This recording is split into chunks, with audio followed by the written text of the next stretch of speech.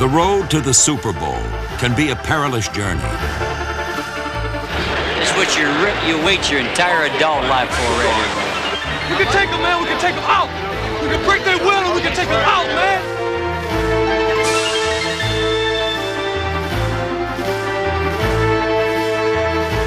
Now get after the ball. Tattoo somebody.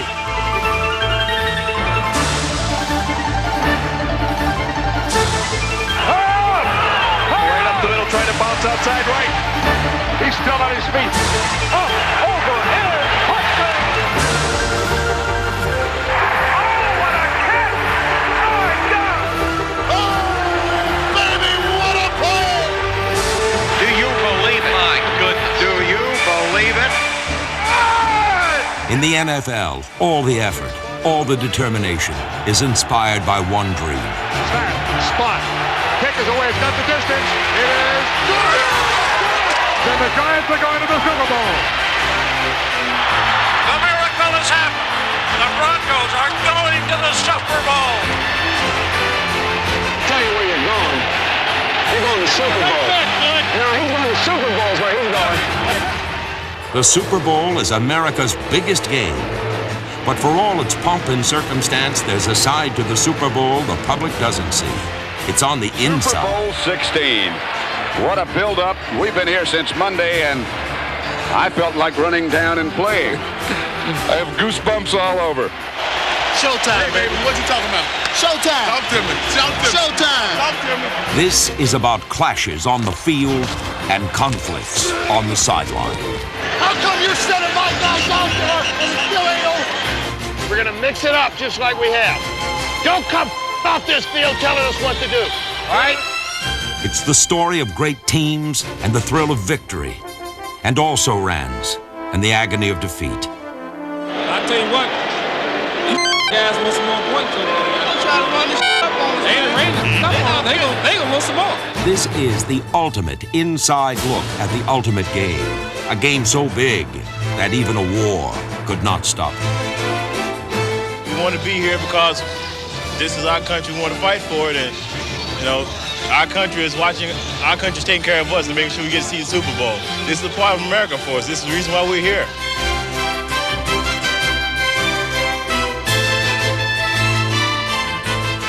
What do you think, Coach? I think it's pretty nice. Congratulations. Really happy. Just thanks. I mean, win the Super Bowl. It's the way to do it. Thanks, guys. The rest of your life, man, nobody can ever tell you that you couldn't do it, because you did it.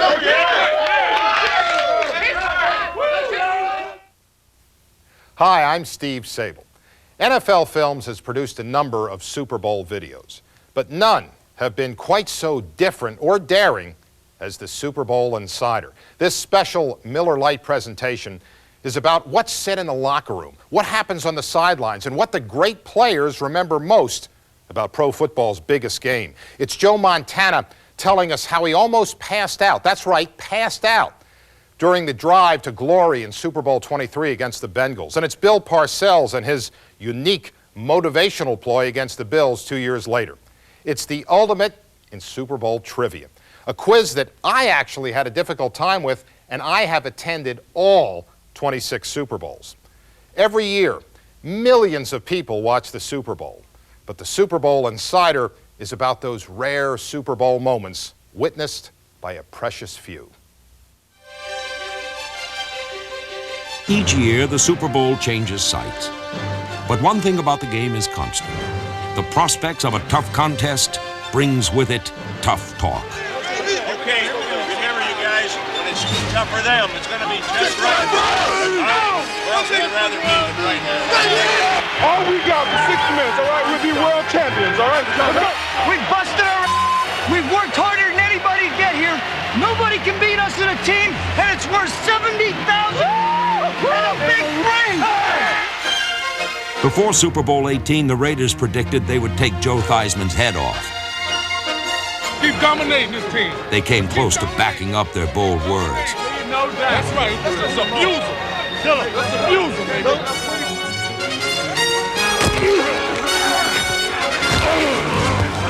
But more often than not, loose lips can come back to haunt a Super Bowl team.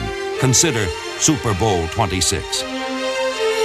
The quiet, low-key Washington Redskins were a marked contrast to the cocky, strut-their-stuff Buffalo Bills. Pump it up, baby. We're gonna make history today. They ain't that good, man, if we keep playing. But it was what Bills assistant coach Chuck Dickerson said about Washington's offensive line before the game that did Buffalo the most harm. Dickerson described Washington's offensive line, known as the Hogs, as fat, sloppy, and old. Those comments got back to the Redskins. I think that, a few of the guys that were evidently named or what have you on our football team, they got excited and wanted to prove somebody wrong or whatever, or so I think that's what happened. In Super Bowl 26, the Redskins' Hogs were anything but fat, sloppy, and ugly. In fact, their blocking was a thing of beauty.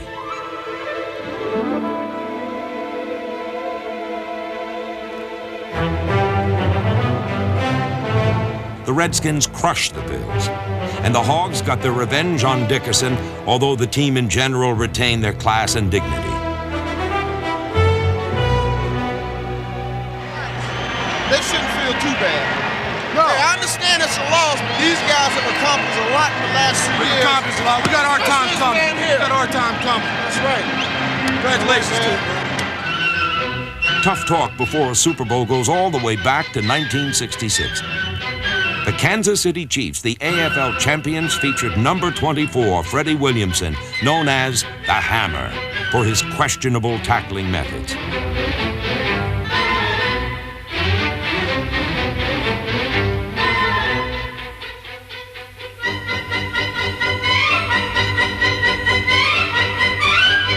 After the Chiefs won the right to play in the very first Super Bowl, flamboyant Freddie Williamson declared that he would personally hammer the NFL champion Green Bay Packers.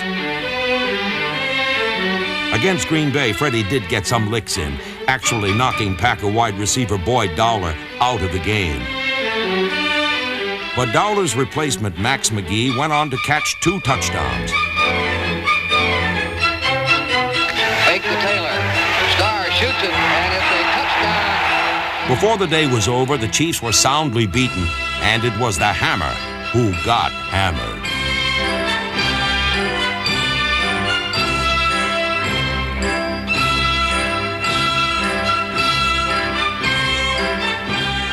The hammer. You know who got hurt? The hammer. The hammer. They nailed the hammer. Hey, slap, the hammer got it. Really? Even Super Bowl braggers who win ultimately run into trouble. Take Kansas City head coach Hank Stram, who was wired for sound during his victory in Super Bowl IV. 65 toss power trap. 65 toss power trap. That might pop wide open, Rats. Running play coming to Garrett on a trap. Touchdown! Garrett Yeah! The Mentor. 65 toss power trap. Yeah! Yeah! I told you that baby was there. Yes, sir, boys. Woo! Where'd it go? They didn't know where Mike was. Oh, he couldn't find it. Didn't know where he was. They didn't know where to go. Yeah, Kosolki was running around there like it was a Chinese fire drill. They look like they're flat as hell. Well, what happened was the next year, the league opener for us was against Kansas City. And the Saturday night before the ball game, a new part of our game preparation was presented, and that was looking at the highlights film of the team last year. And so the first game we played was Kansas City, and there was the Kansas City highlight film, and there was Hank Stram running up and down the field saying it's a Chinese fire drill, and pounding his program in his hand and smiling, and his rug was blowing in the wind, his toupee, you know. Yeah, Kosolki was running around there like it was a Chinese fire drill. What happened was we looked at that, and it kind of just incensed everybody a little bit. We went out and we played them and we beat them, and as a result of that, every game after that year, we looked at the highlights film of the team we were playing the next day on Saturday night. During the next decade, it was the Chiefs who fell from grace, while the Vikings won 8 division titles. And very rarely did the Vikings resemble a Chinese fire drill. Chinese fire drill. Chinese fire drill. Chinese fire drill. Chinese fire drill.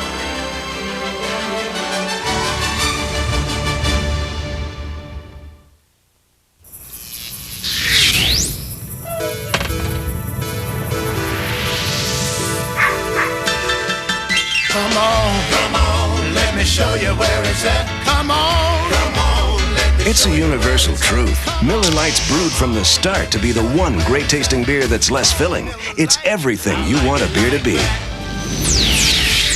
Another unexplained crop formation has been sighted. Looks like there's intelligent life out there, after all. And now, presenting the Miller Lite Super Bowl Trivia Challenge. 3 questions that will test even the most fanatical Super Bowl follower. Question number 1. How did the Super Bowl get its name? According to legend, the name Super Bowl came about when Chiefs owner Lamar Hunt saw his daughter playing with a Super Ball. Hunt did, in fact, coin the term, but it really came about during a league meeting in 1966. There was going to be an AFL champion playing an NFL champion. And there was sometimes confusion as to which game we were talking about. We were talking about the championship games and should we have a week's layoff. And someone said, well, which game are you talking about? And I said, it just was one of those things that came out. I said, well, you know, the last game, the final game, the Super Bowl. Take us to the Super Bowl! Take us to the Super Bowl! Super Bowl program! Find out what's hot! What's hot! Super Sunday, what a day. I can't believe it. I can't believe it. It's like a dream come true. It's unbelievable. Question number 2. Who is the only player to intercept 3 passes in one Super Bowl? Super Bowl 15 matched up the intense Dick Vermeil-coached Philadelphia Eagles with the cocky Al Davis-owned Oakland Raiders. However, it was Vermeil who predicted victory. We're going to beat these guys. We're going to beat these guys. We're going to beat Dick. Yeah. Unfortunately for the Eagles, the scouting report of the Raiders' fine defense failed to detect the sneaky presence of a linebacker who was once a 12th-round draft pick. Play fake. Back to Jaworski with time to throw. He's got Spag. Throws one. Intercepted. Run, Mark. Oh, run. No. Throw it right to him. At first, Dick Vermeil was not really that upset. Ronnie, oh, you just throw it flat. Just threw it flat. He was in behind him. That's what just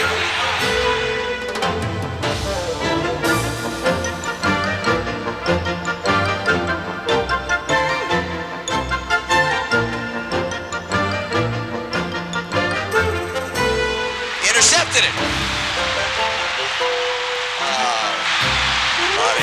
Okay, says Vermeil. Anybody can make a mistake. Or 2. We would like him to play to beat him. They really are, coverage-wise and everything else. Yeah. We'll get these guys. But by the time Rod Martin had picked off his 3rd pass... Oh, Ronnie! Damn it, complete the thing! Both the Eagles and Vermeil had lost it. Count them up. 3. That's right, 3 interceptions for Rod Martin. Question number 3. Who is the former NFL receiver whose only college or pro reception was a Super Bowl touchdown? Now, this is a tough one. Played in Super Bowl 10, with the Dallas Cowboys down by 11, Roger Staubach launched a comeback by hitting a wide-open receiver in the end zone. So, what's so strange about that? Well, because he never played football in college, and because injuries cut his pro career short. This Super Bowl touchdown is the only pass ever caught by number 81, Percy Howard. It's a sports trivia type question, you might say. And they ask it very frequently. I'm sure that everyone in this area by now, they know what the answer is, but people keep coming up with the question. And I'm driving down the street and I would hear it on the radio, and I said, I can answer that, you know. Believe it or not, Percy Howard almost became the hero of Super Bowl 10. In the final seconds, Staubach heaved a pair of Hail Mary passes into the end zone. The first went to Drew Pearson, the second to Percy. The Steelers were aware of me at that point after scoring the score, and they had 3 guys on me. I was basically triple teamed. I think Roger was depending more on my leaping ability. If I had jumped maybe just a split second later, I would have gotten that pass, because basically it didn't get to touch my fingers, but had I timed it just right, I would have gotten it. Every time I see Roger, he talk about it, Cliff Harris talk about it, and they called me Bird at the time, said, Bird, if you had gotten that one, you would have gone down in infamy, you know, something to that effect, and I always say, yeah. No, he caught only 1 pass in his short career, but it was a Super Bowl touchdown, making Percy Howard one of the true inside legends in Super Bowl history.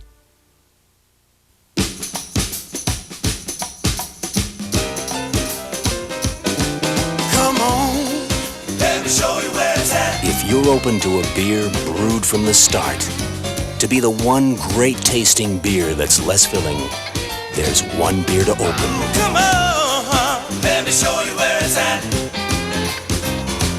Miller Lite, I like it like that. Miller Lite. It's everything you want a beer to be. Come on. For all those connected to a Super Bowl, game day preparation has many different faces. Such was the case with the 1990 New York Giants. During that season, Bill Parcells coached the Giants with his own brand of motivation that was often directed at offensive tackle Jumbo Elliott. See some power, Jumbo. Jumbo, I don't want you to get nervous, because that's not Michigan State down there. That's Philadelphia, okay, kid? Not Michigan State. I know if it was, you'd be real nervous. After their dramatic victory in the NFC Championship, Parcells decided to lean extra hard on Elliott in preparation for Super Bowl 25. One of the things that we tried to do was to put just a little bit more emphasis on John Elliott against Bruce Smith. And so, of course, I had Lawrence Taylor, who practiced on the same side as Elliott all during the course of practice. And I told Lawrence kind of a little bit before practice, why don't you try to stir Elliott up just a little bit, so give me the opportunity to make a point during practice. You know, he told me, so listen, I want you to stir up something with Jumbo, get him going, you know, get him mad, get a fight with him. Well, you know, I'm not gonna get in a fight with Jumbo. Hell, he's 325 pounds. But anyway, during practice, I started, you know, mouthing off at him and getting him all riled up, and I'll beat him this way and I would beat him that way. And then once Jumbo got really teed off, you know, he really mad. I mean, the guy got so mad that he called me every name in the book. I actually thought he was going to kill me. Elliott said that, you know, that Taylor was a jerk for doing that, and that gave me the opportunity to say, hey, John, maybe he's just worried about what you're going to do about Bruce Smith on Sunday. That last piece of motivation was enough to push Big Jumbo into the performance of a lifetime. Elliott totally dominated number 78, Bruce Smith, one of the NFL's great defenders, and the Giants pulled out an upset.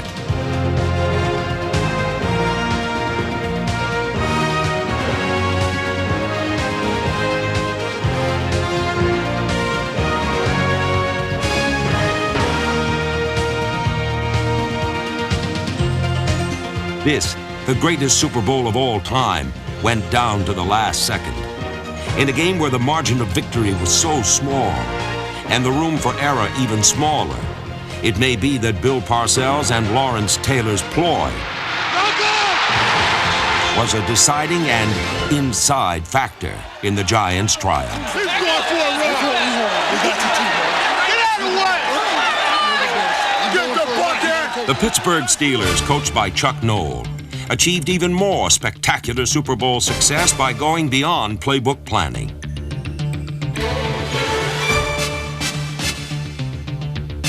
For instance, you could hardly call Lynn Swann's wonderfully choreographed catches in Super Bowl X plays that he practiced.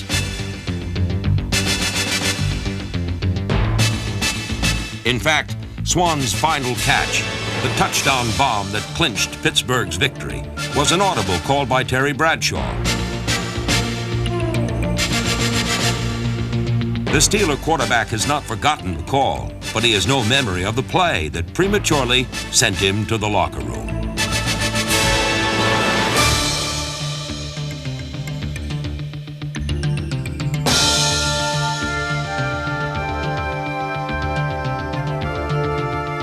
The only thing I remember is I'm hearing this voice from way out yonder, and it's Tommy Brookshire from CBS. He's going, "You did it, big guy. You did it."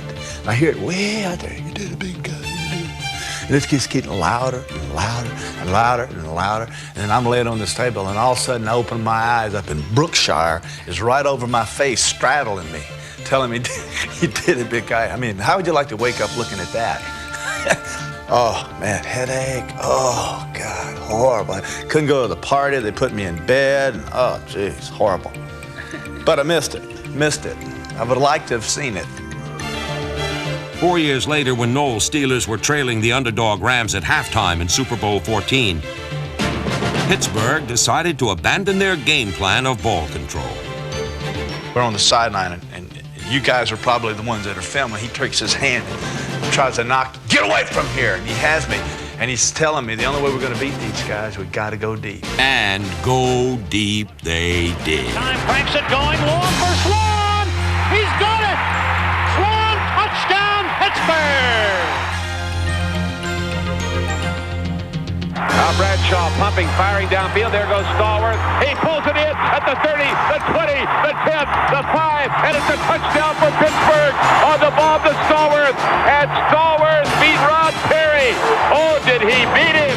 Terry Bradshaw held virtually every Super Bowl passing record until a fellow named Joe Montana came along.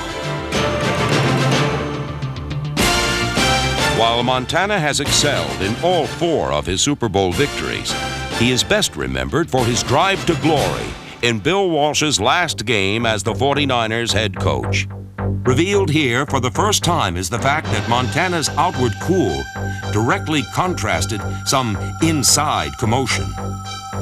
The excitement got to me, along with the moving of the ball, and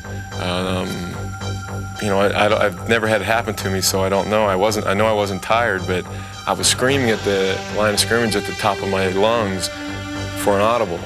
And it felt like I had just hyperventilated. You know, you take too many deep breaths and yelling, because I've had to yell it 4 times. And I mean, as loud as I could, and all of a sudden, along with the other emotions, my eyes went fuzzy like the TV. And when I got in my hands, you know, watching the film, it looked like it happened normally. But during the game, it felt like when I walked to the line of scrimmage, I took forever to get under the center because my eyes were like blurry, and so it felt like everything was slow motion. And then all of a sudden it started to clear, and then I started back. I snapped the ball and got the first 2 steps. I was back again like that, so I just turned around, and I knew Jerry was going to the sideline. I just threw it as far as I could, just so to make sure that I got it out of bounds. While things may have been fuzzy for Montana, it was very clear what was going on to Bengal head coach Sam Weish. Deja vu. Montana back to throw. Throws over the middle. A fight gets right to the 20. He's down to the 19 for a first down for the 49ers. Another brilliant catch by Jerry Rice. He looks. He throws. He completes it to Craig. He's down to the 10. Coach, you're going to go, you know, it's to Rice now. At the 10-yard line, 39 seconds remaining. Montana at quarterback, in motion, comes Rice. Back to throw Montana. Steps up, throws. Touchdown! Taylor for the touchdown. A 10-yard pass. 34 seconds away from it.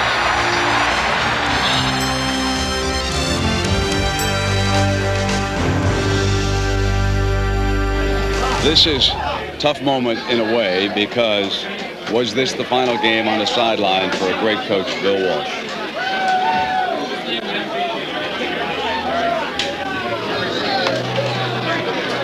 Emotional moment right now with the coach down here inside the locker room, Jack.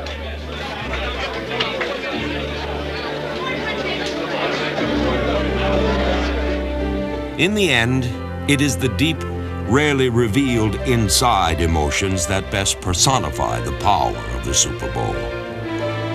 Unless you've been in one, it's like 100-fold. It's just unbelievable. I mean, the biggest game you've ever won, the most exciting game you've ever been in. It's the greatest feeling you can ever imagine. That's the greatest feeling in the world. That's what it's all about. You know, for this team, for this coach, for this owner, for this town, they'll never forget this day. Everybody sold out this week. Everybody. Damn, it's great, isn't it? You got it right. Number one, baby. What's up? It feels good, baby. Number one, baby. Woo! Number one, baby. Best in the world, baby, for 1 year. Got one, huh? Yeah, got one.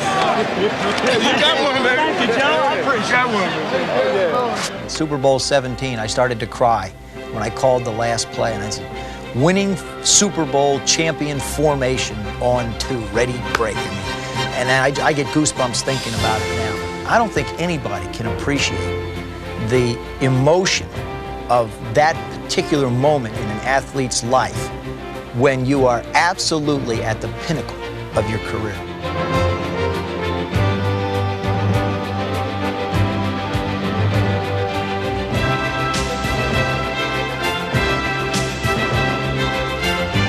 Come down right now. Terry, what can I do for you? Send me and put me back in one Super Bowl and put me on the 1 foot line and give me 2 minutes to go and give me all 3 of my timeouts and give me my boys. And then let me hear my name over the loudspeaker. Let me hear the roar of the crowd. Bradshaw, Bradshaw.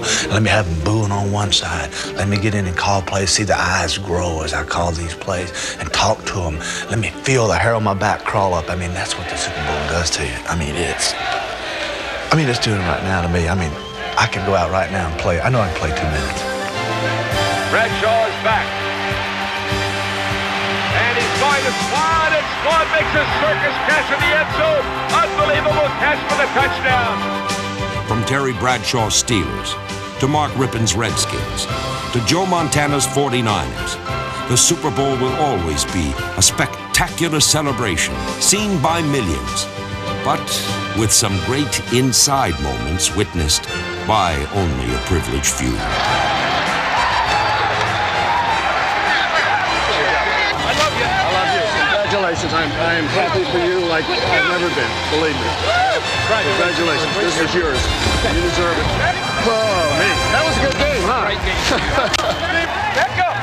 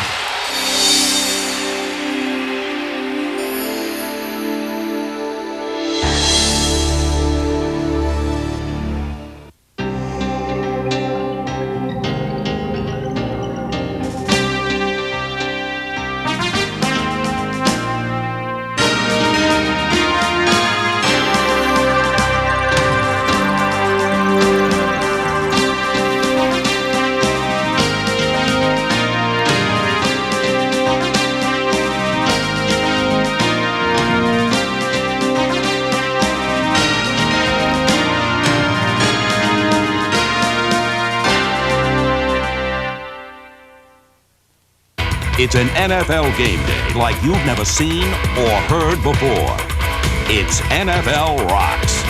1, 2, 3,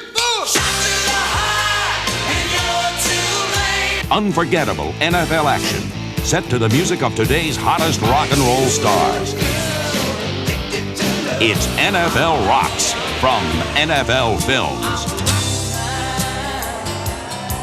Available now at your favorite video store.